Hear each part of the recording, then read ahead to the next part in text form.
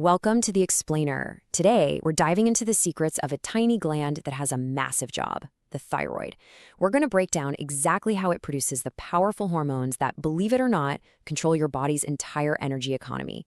So picture this. What if you had a little dial inside your body that controlled how fast you burn calories, how warm you feel, and even how quickly your heart beats? Well, it might sound like something out of science fiction, but it's very real. It's the powerful influence of your thyroid gland, the body's one and only master regulator of metabolism. All right, let's get a little more specific. Where is this thing? You'll find it right at the front of your neck, just under your voice box. It's a small, butterfly-shaped organ, and it's wrapped right around your windpipe. Now, don't let its size fool you. Its impact is felt in pretty much every single cell in your body. Now, if we were to zoom way in, this is where things get really interesting. The whole gland is made up of millions of these tiny spherical structures called follicles. You can think of each one as its own little hormone factory. Each follicle has a wall of cells, follicular cells, and they surround the central sticky fluid called the colloid. And that colloid, that's the main stage where our whole story is going to unfold. But here's the thing. The thyroid doesn't just wake up and decide to start working on its own. Nope, it's actually part of a really sophisticated chain of command, and it all starts up in the brain. It needs its mission briefing before production can even begin. So this command structure, it's called the HPT axis. It starts with the hypothalamus. Think of it as the body's thermostat. It senses, hey, energy levels are a bit low, and it releases a hormone called TRH.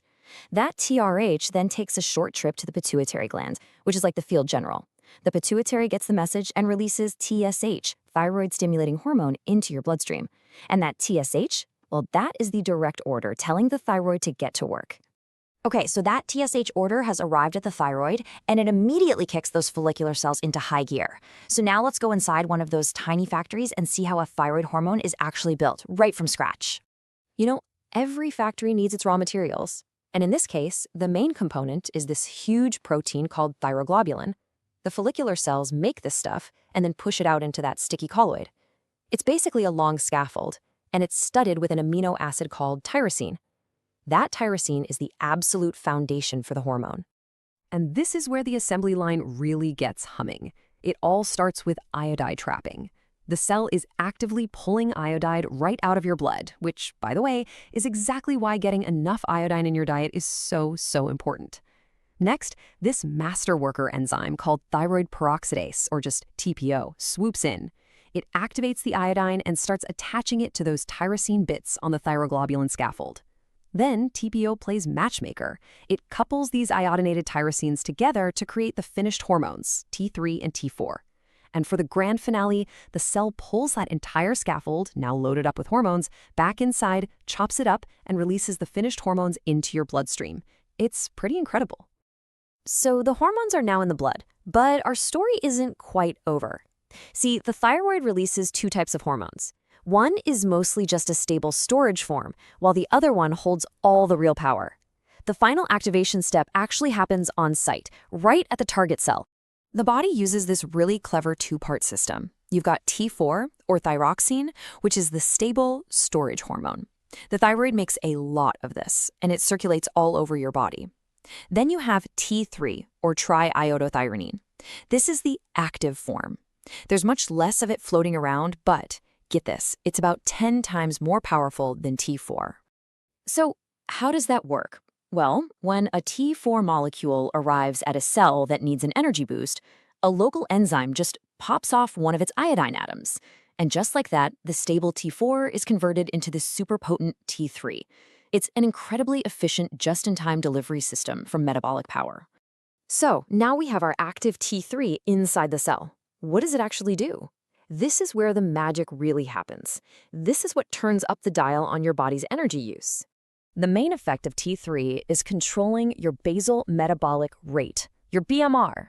Think of this as the baseline number of calories your body burns just to stay alive, to keep your heart beating, your lungs breathing, and your body warm. T3 is the master controller of this whole baseline. So how does it pull this off? Well, T3 travels right into the cell's nucleus and basically tells your DNA to start producing more of these tiny little pumps on the cell's surface called sodium-potassium pumps. These pumps work around the clock, 24/7, and they burn through huge amounts of ATP, which is the cell's energy currency.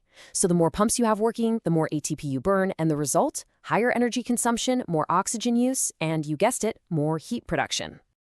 And this effect isn't just about general energy, not at all. In your heart, it increases your heart rate and the force of each contraction.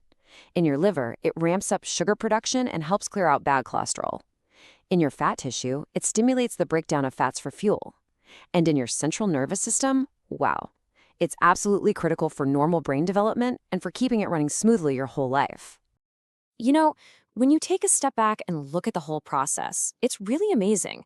It all starts with just a subtle signal from the brain, travels down to that little butterfly-shaped factory in your neck, and the result is a hormone that fine-tunes the energy level of your entire body. The whole system is just this perfectly engineered balancing act, and it's all designed to keep your metabolism humming along just right. Which, of course, leaves us with one very important question. What happens when this delicate balance gets disrupted? Well, that's a topic for another time. Thanks for joining us.